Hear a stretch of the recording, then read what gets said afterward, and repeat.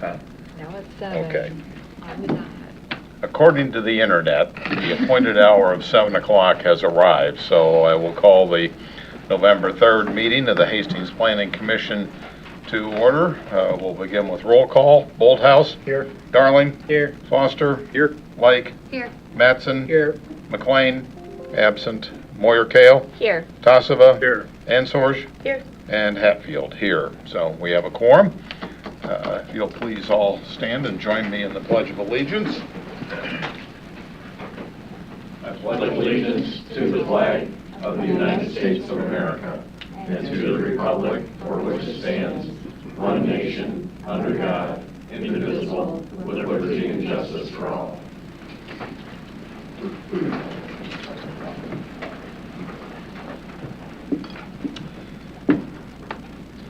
You've received a draft agenda. Are there any requests for changes? I'll move approval of the agenda as presented. Support. We have a motion and support. Discussion?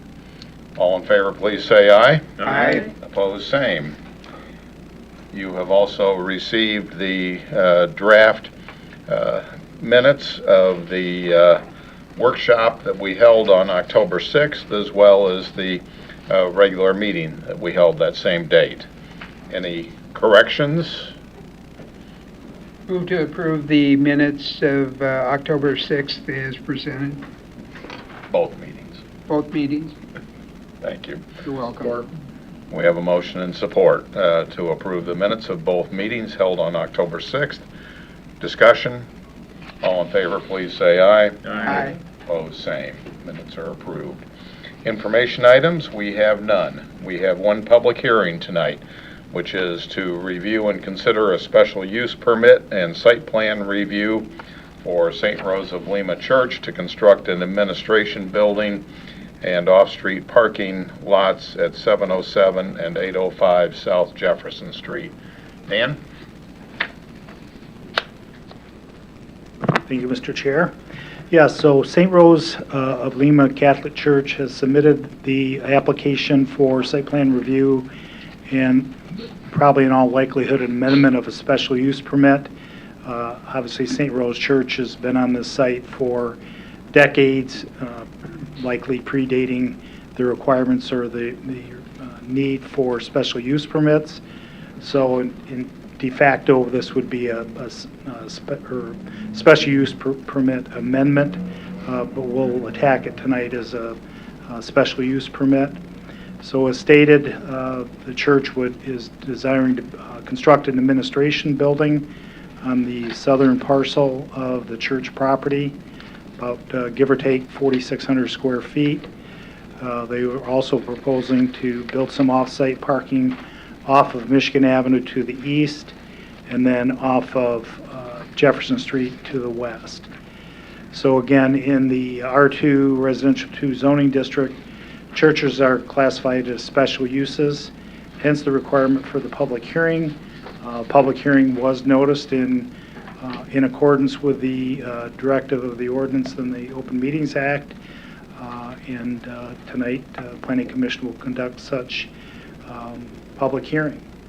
So with that, I'd entertain any questions before I turn it over to Rebecca for any staff comments that she may have. Any questions for Dan? If not, Rebecca? So because I know you only received this in writing today, I thought I would maybe give a little bit of an overview. Sometimes I don't go into a lot of detail, but I thought maybe I would give a little bit more just because you're just receiving it. But I would categorize my comments in a couple of the categories of the standards that apply. So because this use is a special land use, you're going to have your special land use criteria as well as your general site plan standards. You also have the standards of the R2 district apply, so that's a third set of standards. And then churches, as a special land use, actually have, you have a number of design standards that apply only to churches. So the report in front of you goes right through those four essentially sets. And within each set, you have a couple of things that you're going to need to address. All I wanted to do is to highlight the things you need to address. So as it relates to the R2 district standards, a couple of minor things. The lot coverage and the building height standards are unknown. They, in all fairness, I believe that they're well met, but I think those are just deficiencies in the site plan, and so they are identified as unknown. You obviously would want to subject approval as to compliance with those standards. As it relates to the set of standards that apply strictly to churches, and even though this is an administration building, we're including it as a building accessory to a church, which is why we're applying those standards. As a result of that, actually, about half of those standards that are specific to churches don't apply because it's not actually a church. So you don't have seating and that kind of thing. There are a couple of ones that do, however. Number one is that churches have a specific setback requirement of 40 feet from all property lines. This is actually greater than the setback standards that would apply in the R2 district. So even though they meet the setback requirements of the R2 district, they do not meet the requirements of that apply strictly to churches, namely as it relates to the north property line and to the Michigan property line. So in two areas, the proposed administration building does not meet your 40-foot setback requirement. In addition to that, then you have a standard of a 15-foot setback for your parking areas. Again, both of those, that they're proposing 2 new parking areas, and each of those fail to comply with that 15-foot setback requirement. Well, and it's from the residentially zoned property, let me put it that way. And they're fine on one, but not on the other. So you have some setback issues with the parking. Although I don't think they're major, but they don't comply. And I think the key about that is that under the section that applies to churches, at the end of those sets of standards, they actually say, of all of these standards, the Planning Commission has the authority to modify a bunch of them. The ones you do not have the authority to modify are setbacks and parking. Those are the 2 that they don't meet. So that you don't have the discretion that sometimes you have as it relates to those 2 things. But on the other hand, I think they only require some minor modification, but they are critical design issues. Would you review, again, the setbacks on the building? The setbacks on the building itself is required to be 40 feet from all property lines. They don't do it on road. They don't refer to them as side or rear, as does your R2 district. It just says 40 foot from all property lines. And the building well meets from 2 of the property lines. It does not meet it from the other 2. Although I don't know that it needs to shift dramatically. I think it's 30. It would need to be shifted 10 feet in a couple of directions, so to meet the 40 foot. The parking is 15 foot from the R2, so the part that would apply is the northern boundary, which I know that the parking lots, the easternmost parking lot is an extension of the existing parking lot. So to connect to it, they're encroaching on that 15 foot, and the west parking lot is actually extending onto the opposite, into another property. So, I understand the design there's a reason that it is encroaching into the required 15 foot, but that's the way your standards read. I'm simply pointing that out. Now, the way your church standards also read is that where those parking lots are required to be 15 foot from those setbacks, they're supposed to have some buffering between those. Obviously, because where they encroach, it's not adjacent property, it's church property. I'm assuming that the Planning Commission sees no need for that buffer requirement, and you actually have the authority to modify that. But it is pointed out in the report that it doesn't comply. But again, you have the ability to accept the design and say there isn't a need for it. Do you see where I'm pointing that out? Okay. That's what was confusing me, because they own the property to the north. Yeah, So, but they're two separate parcels, and the way your ordinance reads is it doesn't refer to common property, I mean, it just says property lines, and so it's just the way it reads. okay, So, although, like I said, with the buffering, you've written your standards so that you can offer relief on that. The parking and the setbacks you cannot, as part of your approval. So that deals with the R2 district standards and the church-related standards. The other standards I wanted to refer to are just your general standards that apply, and that would be in the area of access, parking, and landscaping. Those are bolded in the report. I think that there are just some design-related issues with respect to each of those things in terms of access, the parking lot design, and the landscaping. On the landscaping proposal, you can see there that front yard landscape, so they have no screening requirements, but front yard landscaping requirements do apply. However, they are, I've calculated them out for you in the report, and they really don't have a robust landscape proposal. And so what they have proposed does not meet your standards. However, with landscaping, you certainly can accept a modified landscape proposal, so with respect to that. But the access and the parking, you have specific standards as to what applies, and there are some minor design changes that are required in their two parking lot driveway proposals. With that said, the last set of standards are your special land use criteria, and really all I wanted to point out for you is that largely they meet their special land use criteria. I think you would find, you could conclude that they entirely meet the special land use criteria if you were to assume compliance with the setback requirements and compliance with the rest of the standards. I think you would easily conclude that, yeah, because those standards were designed to result in compatibility.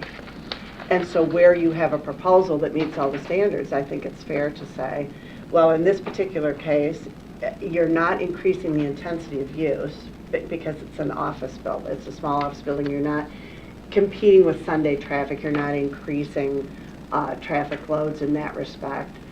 And it's smaller, and it is on the north end of the site. So I think from a use perspective, you could conclude that, and then if they meet all design standards, I think it's an easy conclusion that it meets your special use criteria. It does beg the question, though, that since they don't meet the setback and some of those design standards, then there would be concern that they wouldn't. But I think your easy conclusion would be, well, if the adjustments are made to comply, then that would support your finding of it being an approvable special land use. okay. Questions for Rebecca before I open the public hearing? All right, I will open the public hearing. We'll allow any representative from the applicant to speak first to address any of the issues that they may want to, and then we'll open it up for comments from others. So I'll open the public hearing. Do we have a representative here? Here or If you would use, yeah, please. We'll try to respond to these we got to this afternoon. We did our best. But a couple things I would like to bring up. You know, the building's being built because, one, it's connected to the rectory, not personal at all. Two, they do need more space for office functions. And three is that it's not accessible to the public. And it's really difficult for people as they get older to get in and out of that building that he's in for the office. So the decision was to move it forward, make it accessible for everybody, give them the space they need to operate as a church.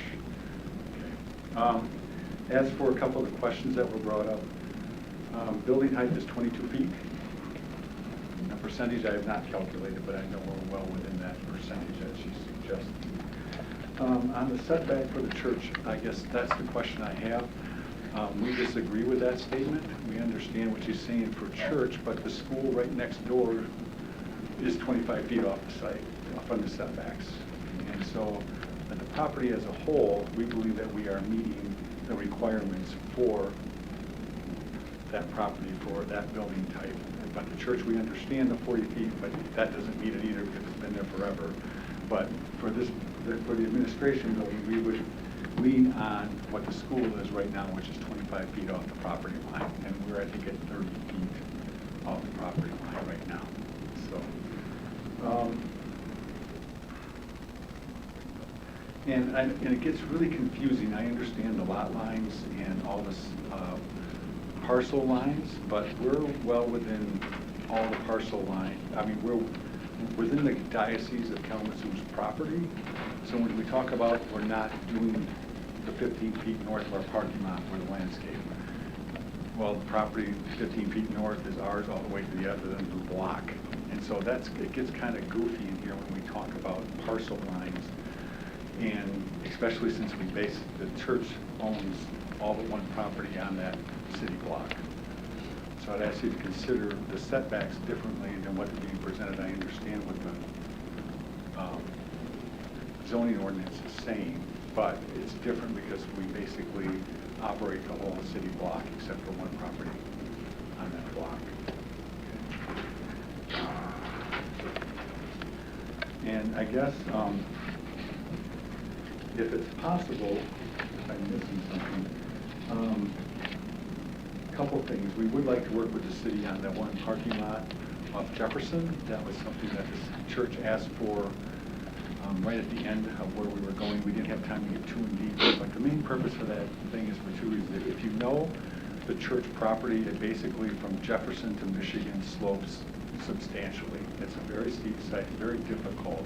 We have a few barrier-free spots up by the church, but there's not that many. And so the purpose of the lot off Jefferson is to give us a level place for two reasons. One, for elderly and barrier-free parking, which will design the lot to meet that, but also for a hearse to get help support the funerals out there instead of parking the hearse on the road or parking the hearse and wheel it around to the front door. So that's the main purpose of that parking lot up there. And I think finally, landscape, we would love to work with you. It seems very intense for our site. If you look at what we're doing, the landscape, again, we come to the property and the whole block, and then now we're being asked, and the area we're being asked to landscape is a playground, existing playground for the school. And to add a lot of that landscaping in, if you look at it, the evergreens, and it can be designed spots, but when you have 7 canopy trees, 14 evergreen ornamental trees, 20 shrubs, and that's just one side of the site. And you think about, we want to protect our kids, we want to keep them open, we want to be able to see what's going on, and we're adding a bunch of different landscape. I think we got to be more subjective than that, but we will be glad to work whatever it needs to help provide the greens that you would like, green space and landscapes around that site.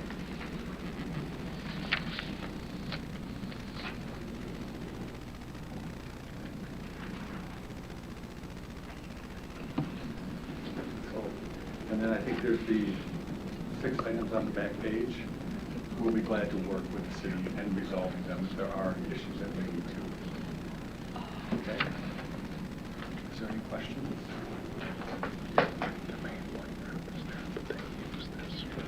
Oh, sorry. Thank you. I'm sorry. I'm Jonathan Houghton from Progressive Companies. I'm sorry I didn't do that. Thank you. So. Questions? Rebecca, I still don't, you've just got to help me. I don't understand when we've got multiple parcels under identical ownership, why in this case the setbacks apply. If this were a residential property that house covered 2 lots, you don't apply a setback to the property line that's common to both of the lots. Well, you don't if the property's been combined. Yes, you are right. If a property owner were to come in and said, I have these lots, 1, 2, or 3, however, and I want to build on them, but I'm going to locate my building centrally, those would be either actually combined or combined into a zoning lot for purposes of that, to eliminate the common property lines. Okay. But, I mean, I understand the question, and I'm trying to think of a way forward for you. The way your ordinance, for some reason, these are not combined into lots, into a single parcel. I don't know why that is. It also means that they could be sold, because there's separate parcels, and they are standing separate parcels, which means they are buildable as they exist, because whether they comply or not. So that means they can be separated off and sold. So I don't know why they're not combined into a single lot, but the way your ordinance reads is it's 40 feet from property lines, so it doesn't distinguish from that. I think that your question and the responses made by the applicant are probably all things that would be taken into consideration to waive that standard, probably conditioned upon the parcels remaining as a single building site, because that would be the purpose, right? If you're saying we're going to not recognize that as a property line, essentially that's what you'd be saying, and so therefore not applying the setback standard. Then your condition would be, but of course conditioned upon the fact that those parcels cannot be split apart. I just don't think the PC has the ability to do that. Okay. Do you have any idea what the diocese position would be on this? Why it is the way it is? That I can't answer. From what I understand and what's been talked about, they have no intention of selling of any of the property, but who knows what 10 years comes from. But Yeah. at this point they have. But I can talk to the diocesan lawyer and try to get it straightened out very quickly. I can call her tomorrow and say. I think that's what makes the most sense, because otherwise that's one of the things that we really don't have flexibility on. Yeah, as a matter of fact, even if they didn't want to combine everything, all they'd have to do is shift that property line. Now, that doesn't solve it from the east property line, but the north property line, if they shifted that, then they would Right, I comply. understand that it doesn't impact the east is another issue, but yeah. Yeah.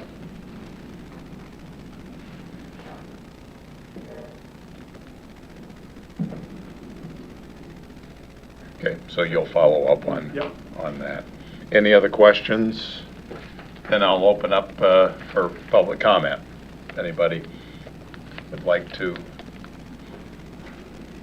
share some thoughts with us, please step to the mic, give us your name and address, and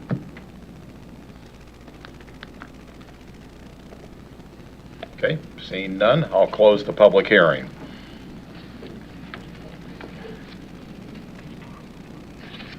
So, Rebecca, if we leave that issue, the north issue, open to be resolved through his discussion with Kalamazoo, we really just have the east setback, which would involve a couple of spaces in that parking lot, and then the parking lot on the west side coming in off of Jefferson. Correct. To comply? Yes. With the 15-foot? Yeah. Yeah. Well, so, And the building. yeah, so the building has a 40-foot from the east. So Right. they have a 10-foot modification. If they move the north property line, that would take care of the 40-foot from the north and the 15-foot for the parking lot. So that would resolve that parking lot setback. Okay. And then same with the parking lot, the western parking lot, that if they move that north line, then that resolves that 15-foot as well. So I think the setbacks, other than that building setback, the parking and building setback issues can all be resolved just by a shift of the property line, northern property line, it would appear. Okay. And as far as the building setback, we're locked in, or we have, Increasing the 30 to 40? right, They could certainly seek relief for that from the ZBA. okay. So, do you understand what's been said? Okay. Would it be appropriate for us to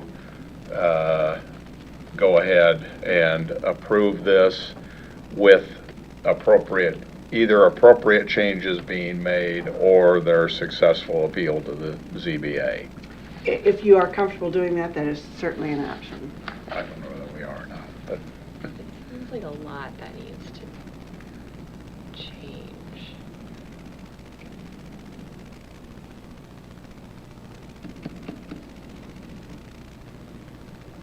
I feel like there's so many things that aren't quite compliant or aren't represented that I don't really understand what the final layout would look like. So maybe it's my own lack of imagination, but I'm struggling to understand the site. Well, even with the landscaping, you know, if they don't want to go that heavy with landscaping, what are they proposing? Right?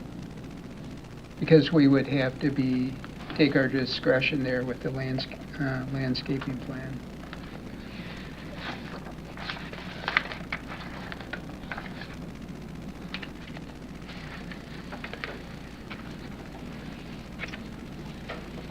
My only comment is, obviously, so I look back at the history, the first building was built in 1886, and obviously the church has like grown over the years and kind of probably bought houses and tore them down and grew into what this is, and it's operating all as one site. So even if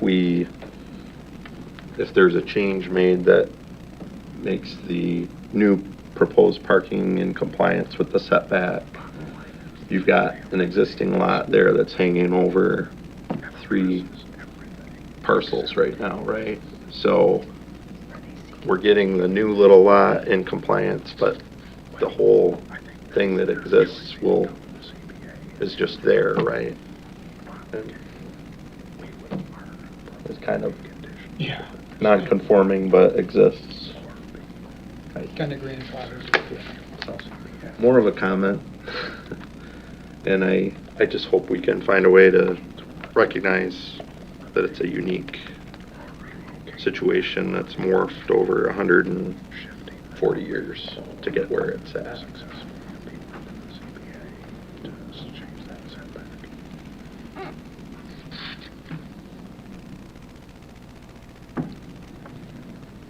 other comments, questions?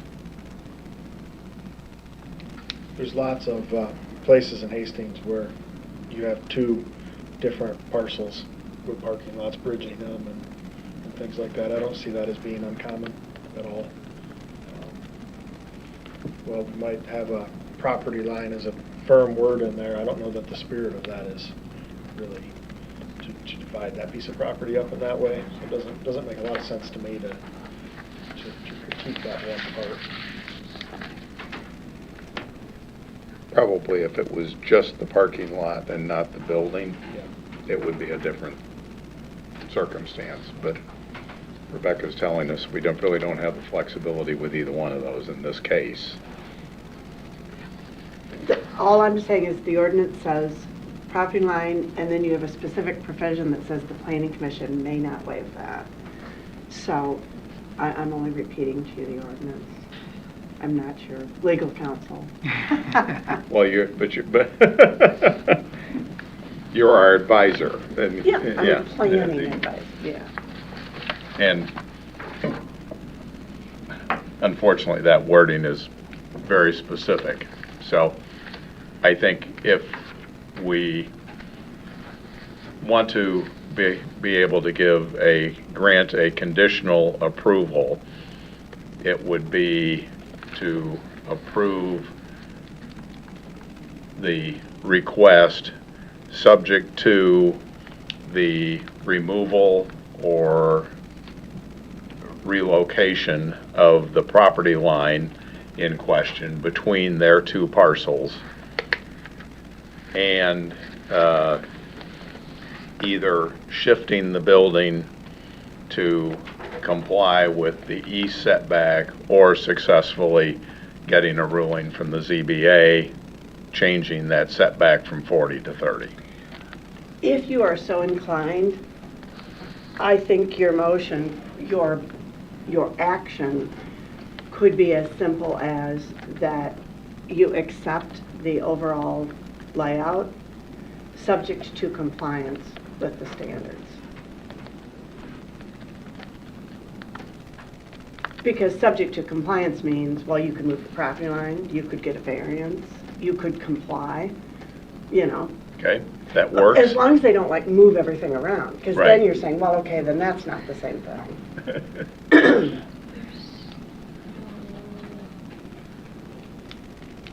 If we did that, would the landscaping requirements still be the same? Because I think they said that they wanted to change the landscaping requirements for more visibility with the area for the kids to run around, which I think is kind of made sense to me. So if we approved it, like you were saying, would that include the non-specified new landscaping plan, or would it still require all the landscaping? Great point. I guess where I was headed on that was to accept the landscaping as they have laid it out on the one aerial, which is basically foundation landscaping, and a little on the west side. I understand because I've frequently observed all of the kids playing on the property that's to the south of where this office sits, the desire to keep that A, open, and B, visible for direct supervision. So personally, I don't have an issue with that. So what is it about the landscaping that doesn't comply? Just a quick version. 'Cause I see plants on there that I don't know what they are, so. So there are two landscaping standards that are going to apply. One is under your church standards. You require that 15-foot parking lot separation requirement to be buffered. However, the Planning Commission can waive that if they feel that isn't appropriate, and in this case, I can understand that because of the time. The other landscape standard that's a little bit more robust is that they don't require to screen, but the front yard landscaping requirements apply. This parcel has 3 front yards because a front yard is wherever it abuts a street, by definition in your ordinance. So then you have a particular formula that says for every 75 feet of front yard frontage, you have 1 canopy, 2 evergreens, 1 ornamental. And so I simply did the math for you. And on each of those front yards, you are required to establish those plantings. Now, the Planning Commission, as it relates to that standard, they can either say, we're not going to require that at all. You can say, we accept existing vegetation toward meeting that as long as you don't remove it. You can accept a modified proposal if the applicant is saying, we don't want to do all of that, but we'll do some of it. You know, you have a lot of options on that, but that's the actual standard that applies. So how are there 3 front yards? How are they what? Other than this street, and then this is all behind all that, so I don't understand how that's the front. But there's also no building on that side. So just because there's a parking lot? Uh-huh. Yeah, that's a little silly. Yeah. Well, it's the parcel. The parcel has frontage, the parcel that they are building on. Not all of the parcels that but the parcel they are building on has frontage on each of those 3 streets. So what is the proposed landscape? I can't tell what this is. Are these shrubs? Are any of these trees? I don't see any notes. I may just not be on the right page. But we're basically those shrubs or not trees. And it gets a little difficult because we're only disturbing the northeast corner of the site, but we're requesting to put landscape on all the remaining site. That's where it gets difficult. I guess what else is that we'll be glad to see and what whatever approved, that landscape where it's needed and it's reasonable. And I don't think it's reasonable for us to put landscape on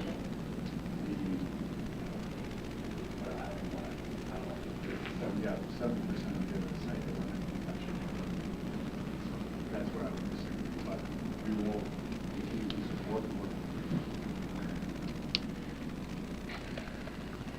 I guess I would think that given the size of the site, the amount of vegetation that is on the undeveloped portions of that site, that basically a landscape plan that provides for foundation plantings on the 3 sides of the building that they've shown here would address our concern.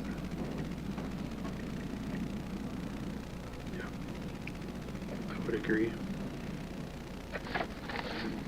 Dave? Yeah. You okay with that? Bill? Yeah, yeah. Okay. Scott? Yeah, I'm good. Okay. Levi? Yeah. Okay. Dave, I'm sorry, what did you propose as an alternative? That the landscape, that what we are going to require is for them to do landscaping immediately adjacent to the building on the 3 sides as proposed on their submission to us. They're showing plants on 3 sides of Okay. foundation type plants.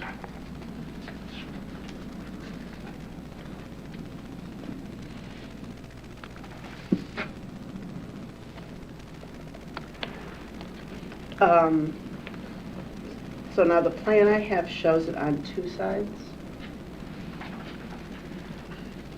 But are you, without referencing what they have here, you're just saying a landscape plan that shows foundation plantings on 3 sides of the building. Which side don't you think needs it? South. South side, none on south. And as to what that landscape plan consists of,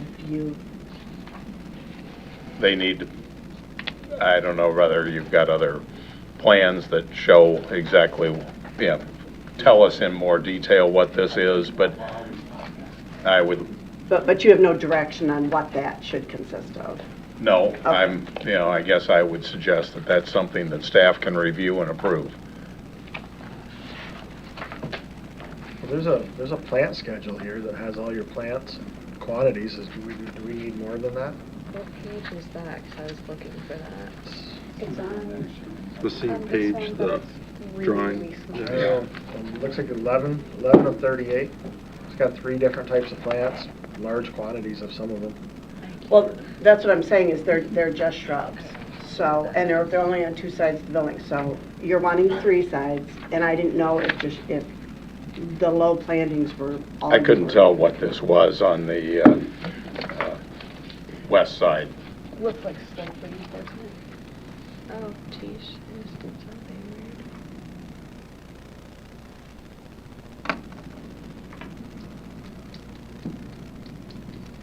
weird. I'd be fine to accept the landscape plan just like they show it.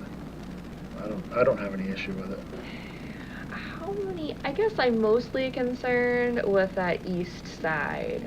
And how many, if we were just applying the landscape standards to that side, how many trees would be required? That sounds like a trick question, but. Well, so the way your formula is set up in the ordinance is for every 75 feet. Okay. And then for every 75, it's 1 canopy, 2 evergreens, and 1 ornamental, which would be 4, and then 4 shrubs, because then the shrubs are just what the total number of trees. So that's how that would work. So if 75 feet, I don't know the dimensions of the building. Do you know the width of the building? I know, yeah. Could you tell me the width of the building? I know you know it.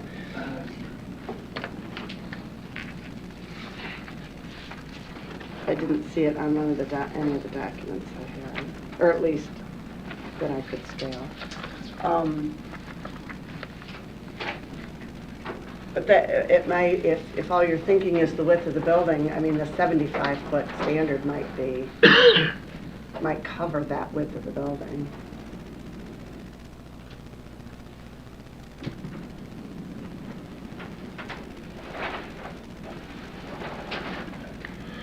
I'm kind of thinking from the lot line, that north lot line, or the parking lot, to the back of to the south end of the building. It seems like a big area to not have any trees compared to our other standards.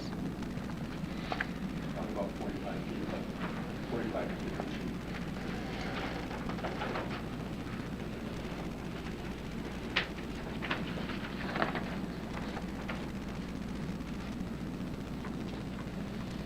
That's it. We'll be glad to work with you. Yeah, I think just a couple of trees or something would be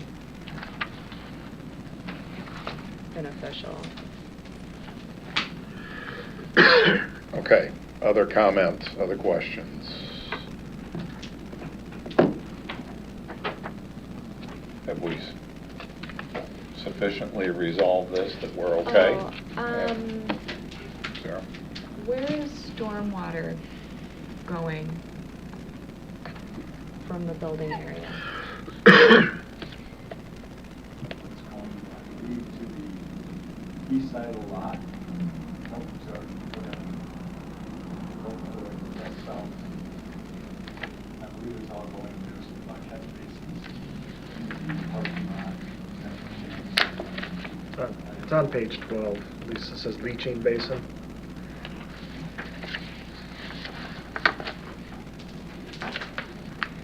I don't see it, but, so it's going to an existing drain somewhere in the parking lot?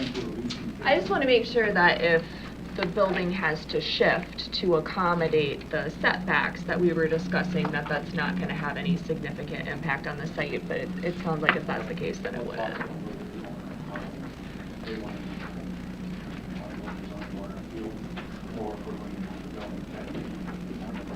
Sure. Okay, no, that's all my questions, I think. Okay, Rebecca, would you repeat your recommendation, or the recommended language to accomplish what you've heard us talking about? Oh, yeah, so thus far, that, that you're going to require compliance with the building height and lot coverage standard, that the overall building and parking lot layout is acceptable, subject to compliance with applicable setback standards. That gives them a range of options to meet that. The 15-foot parking lot buffer requirement is not, buffering is not required. That's related to that north property line. And that with respect to the front yard landscaping, was deemed not necessary and can be replaced with foundation plantings around all 3 sides of the building except the south side, with the east side providing some trees, and that a revised landscape plan would be provided. So that's what has been discussed thus far. Did you read that off notes you wrote down? Did I what? Did you read that off notes that you wrote down that Yes, you can I did. email me? Because I can't write that fast. This is a lot of contingencies for a plan, so No, I'd be happy to. that would be great. All right, would somebody care to make a motion reflecting the language that Rebecca gave us. The only other thing I would ask, I'm assuming then, is that your additional, and I'm going off the summary of findings now, Right. is that you're subjecting it to compliance with the access and parking requirements as well. Because those you haven't discussed, and there are some that apply, that I don't think they objected to complying. I guess you better review what those Okay. were. So with respect to the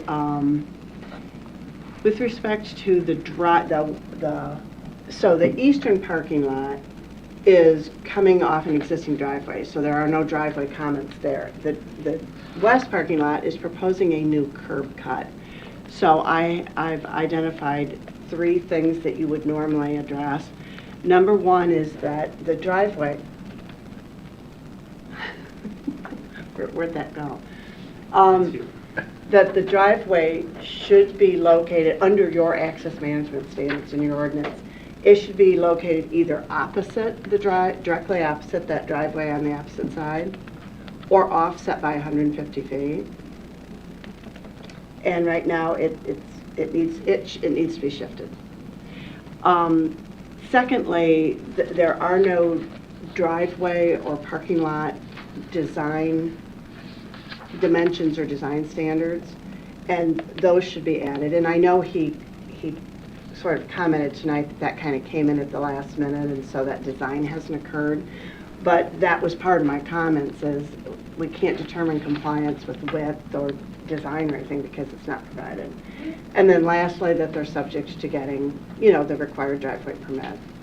As it relates to the parking, it's a little interesting. So the office building, that building itself, the addition of that building by ordinance requires the provision of 22 parking spaces if you go strictly by your parking standards. Now, I realize that, well, I guess I don't realize, I don't know if the new parking they're proposing is an attempt to meet those 22. It didn't sound like it. What I think they're trying to do is just add some more parking, combining it with the existing church parking.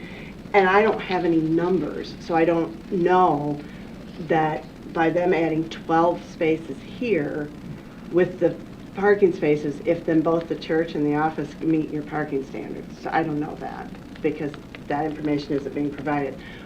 What I did is I thought, all right, they're adding new parking. That parking on the west side is within 300 feet, so it can be deemed usable and related to this building.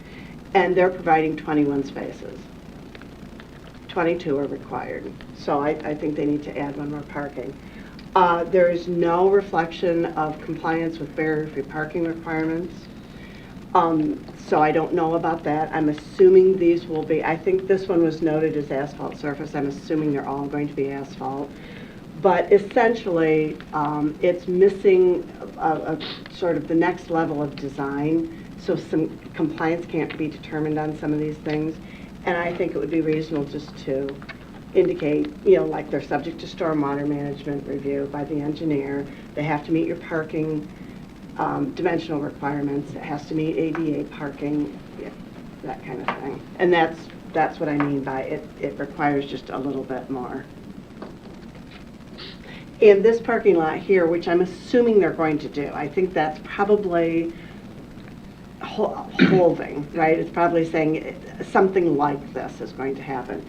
But this design specifically, well, both designs, there's no room on those end spaces to back up. So from a design standpoint, there's limited maneuverability.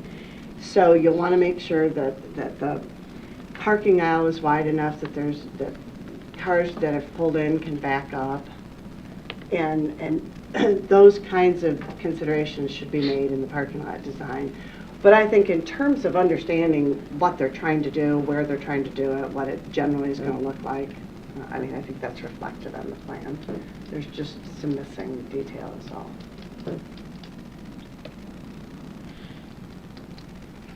But you didn't include anything in your recommended motion to cover. Oh, yeah, so in the end, I would say, it's under my summary of findings, that you would be, so adding to what I had written there was compliance with driveway and parking lot design standards.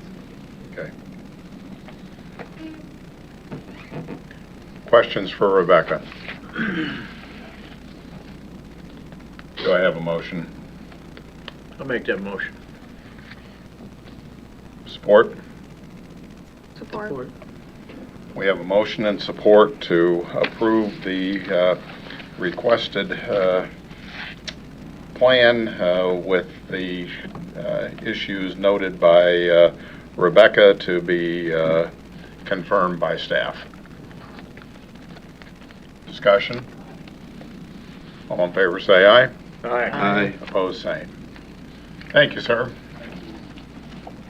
And we apologize that you didn't have more time to prepare your responses to that. But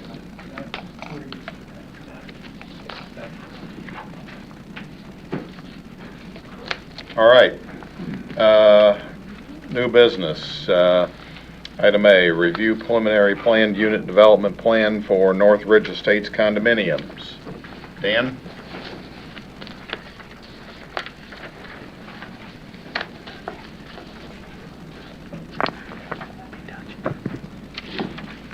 Thank you, Mr. Chair. So I don't recall if it was last month or the month before, Planning Commission conducted an unofficial review of a site plan for North Ridge Estates, the site condominiums that they had proposed. In accordance with our planned unit development ordinance, tonight is the preliminary review by the Planning Commission. So Planning Commission will review the site plan information provided by North Ridge Estates, offer comment, offer suggestions, hear from the developer themselves, and then decide if, in communication with the developer, timelines for further review or final site plan review for the planned unit development or additional amendments to it. So I know Scott Chandler's in attendance tonight from North Ridge Estates. With that, I'll turn it over to Rebecca for any additional comments that she may have. Well, for a preliminary plan, this is largely in order. What they are proposing is within your density standards. They're meeting your key design elements. That's public roads, sewer and water, the required amount of open space, etc.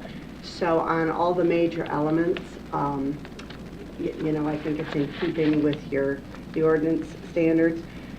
Throughout the report, I guess on the last 2 pages of the report, I identify in bold items that are missing from the preliminary plan that I think you would subject any, well, on a preliminary plan, you don't really take action, you simply provide your feedback.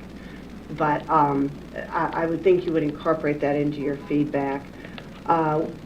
Building heights, driveway surface, landscaping, detailed out open space, and then your application material, which is on the last page that needs to be addressed. But like I said, the major components of it are in keeping with the ordinance. There is simply some detail lacking.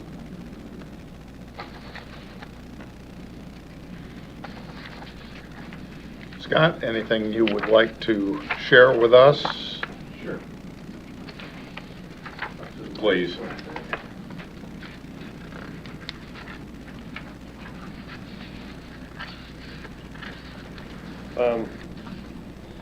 Yeah, we kind of, after that last meeting, kind of pushing to get submitted for this meeting, so kind of, I guess, missed a couple things on it, but pretty focused on the actual site plan and unit mix and all that kind of stuff, so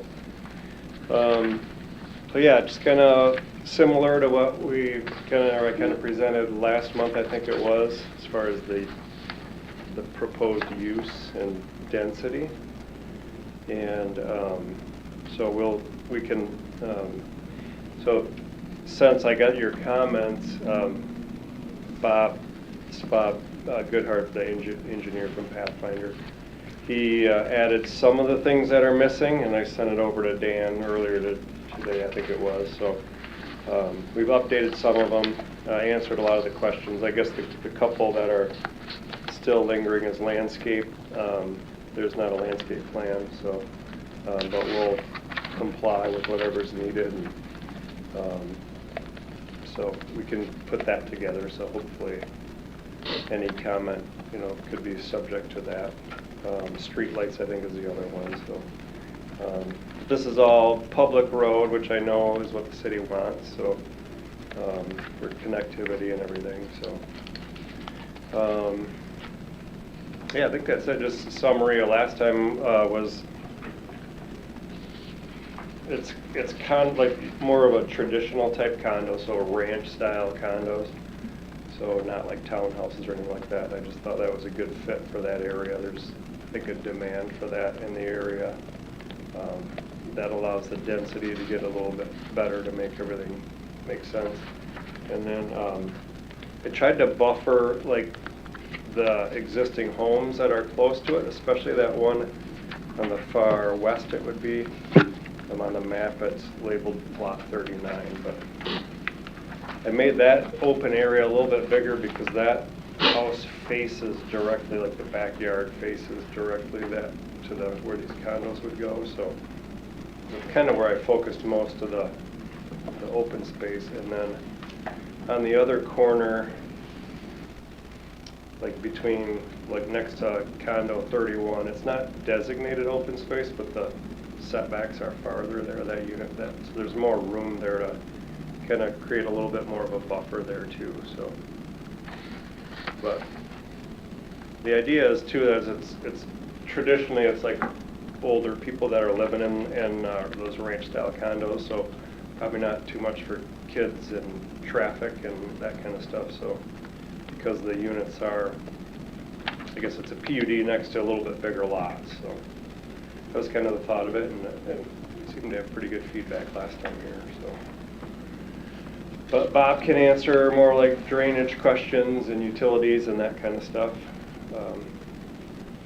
I did also send Dan a kind of a front elevation of the condos, because one of the issues was the building height in here. So they're only like, they're all ranch, so they're like 20 foot at their peak, so all within the height limitations.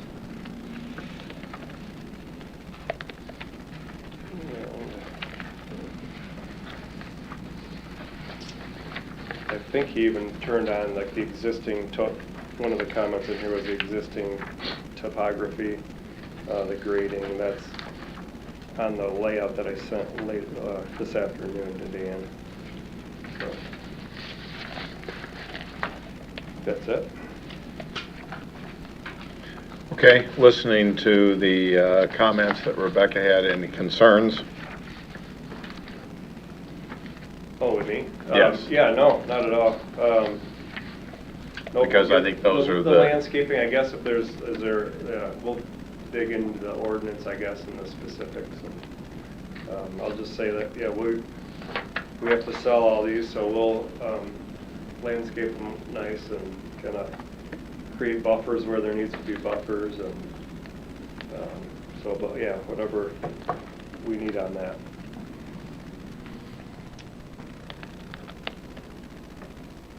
Okay. I know, I think, and then one of the other things was the dimensions are not in here, so that was on that second plan that I sent this afternoon, added all the property lines, dimensions.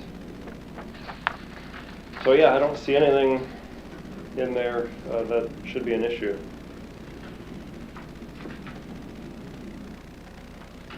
Okay. Questions for Scott? I think, yeah, obviously, good follow-up from the discussion we had with you at the prior meeting. We appreciate that. So, What do you see in the open space? Probably just some, mostly like a handful of trees. I want to be careful like that 39, that lot 39 there in the west. I don't want to load too many trees up in that open space and block their view of the pond. So I'm trying to be conscious of, you know, the existing units. So probably just a handful of trees with some, you know, a little landscape bed and something to make it look, you know, look good. Will you have a walking trail in there?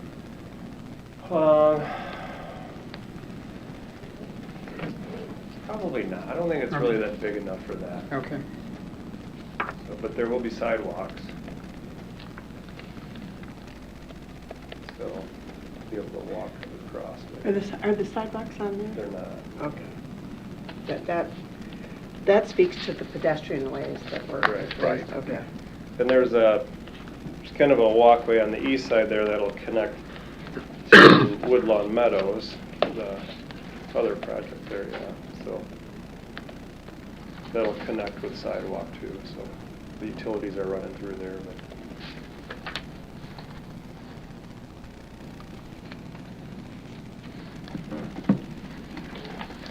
Other questions or comments?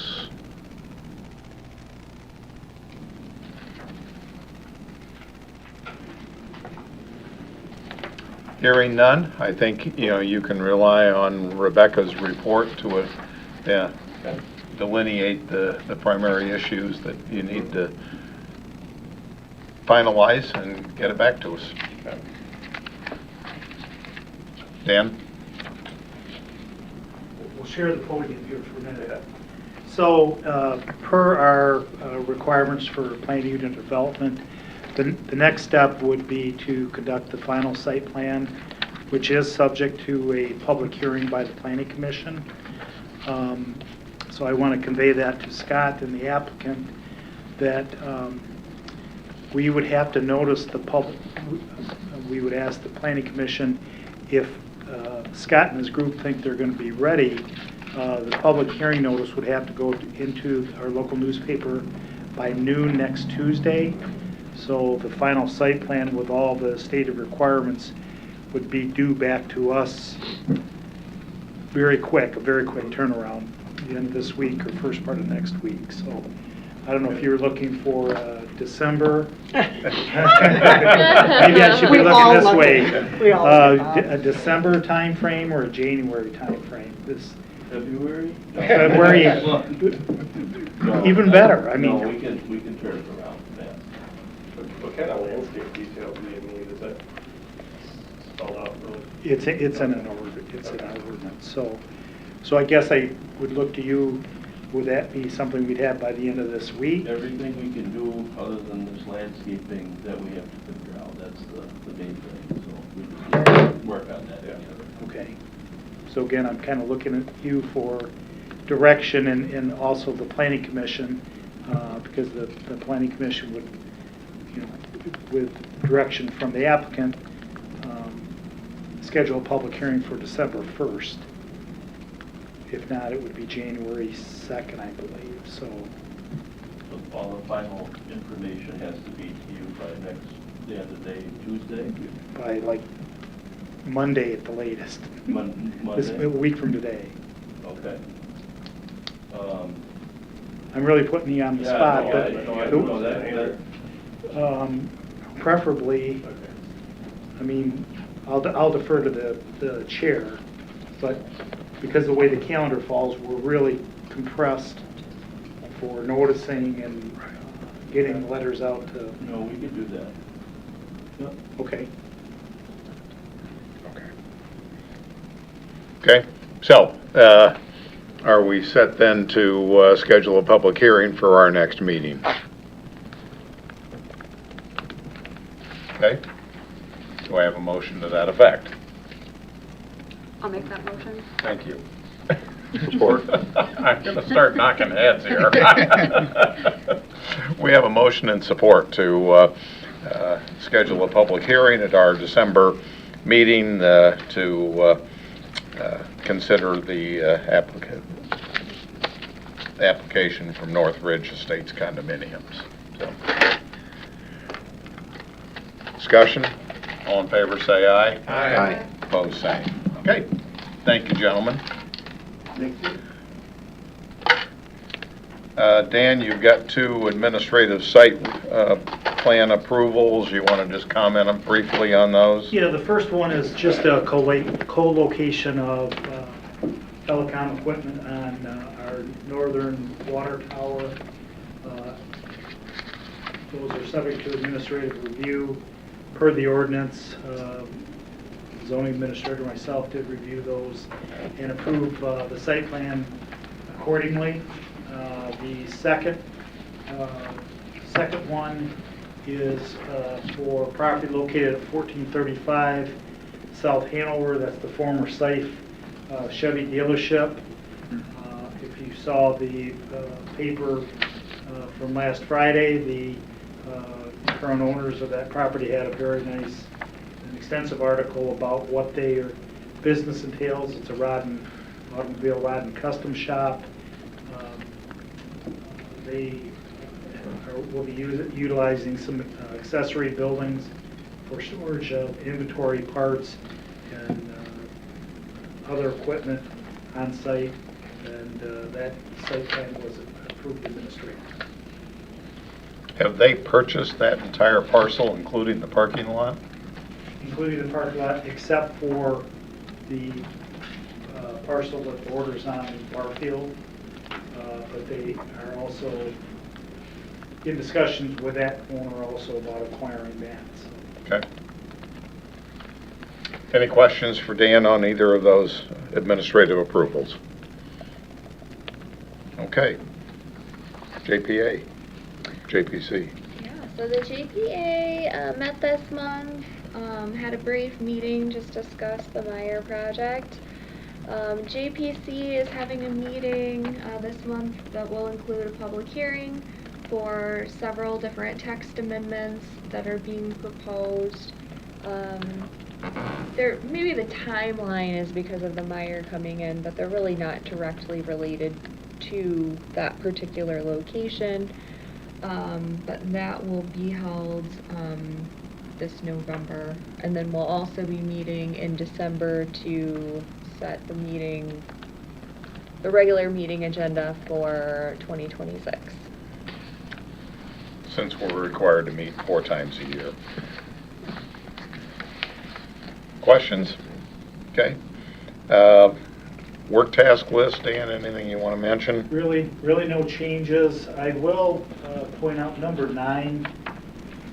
I don't know whether Planning Commission addressed this with City Council's approval of the 3 to 4 family overlay district or not. I'm going to defer to the chair, the vice chair, to see if that is something that the Housing Committee feels now that task is complete, or if there's still components that the Housing Committee pertains to multifamily dwellings, still needs some additional work. I'm looking for direction. I think there was some discussion about the apartments and doing that when we were finished with the subdivision review. There was some discussion about the different apartment zones, and Right. so I think it needs to be discussed more, at least. Yeah. We've probably dealt with the 3 and 4. It's now the larger projects. The higher density. Yeah. Okay. So I'd keep it on there. We'll keep that. Okay. Questions for Dan on the work task? It would feel really good to cross something off, though. Wouldn't it though? Maybe we should add 3 and 4 frequently so we can cross it off. I was going to say, don't make them so broad. Yeah, we shouldn't be so general. Be very detailed in that. Uh-huh. Tracking report. Tracking report, we've added the Kevin Anderson site plan that's for the property over here that he's going to be adding on the second floor for additional housing. No change. Okay. Questions for Dan? All right. Open public discussion and comment. Seeing none. Staff comments.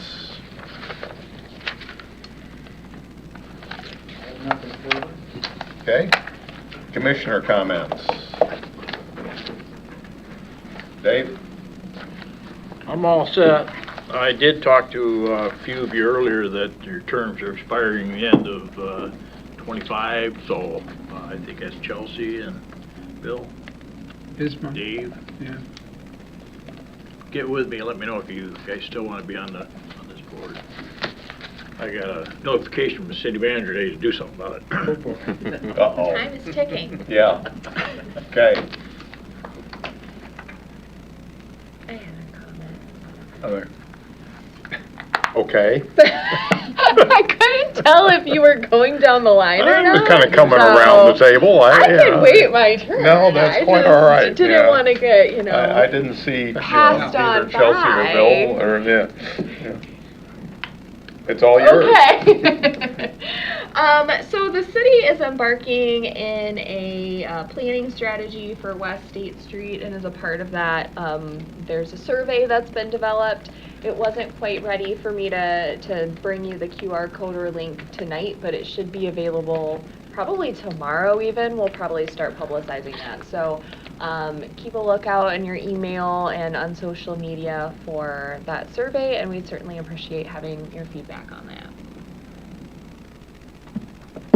We didn't mean to step DDA over has a you either, so. planning Okay. session, right? Yeah.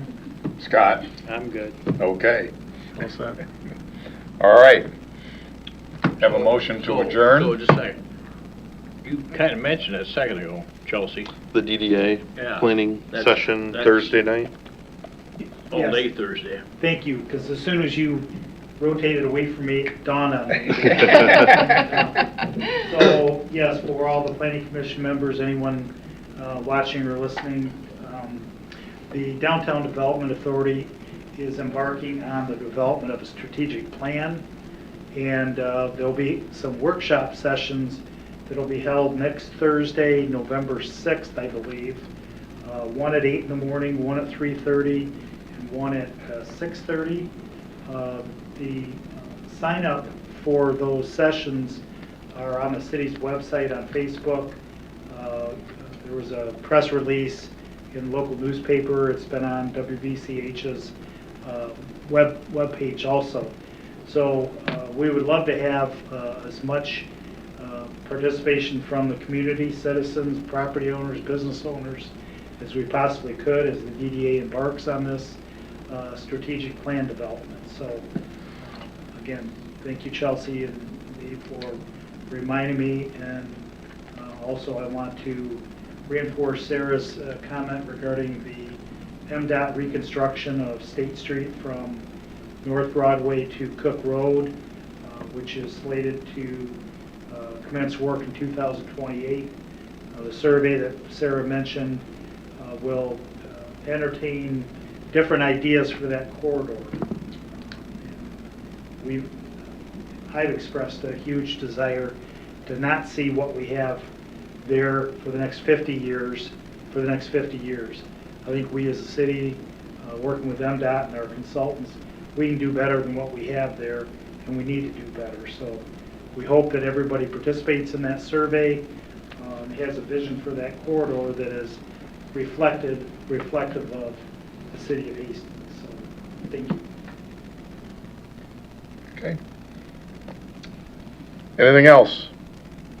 We have a motion to adjourn? So moved. Support? All in favor say aye. Aye. We are adjourned. Thank you all very much.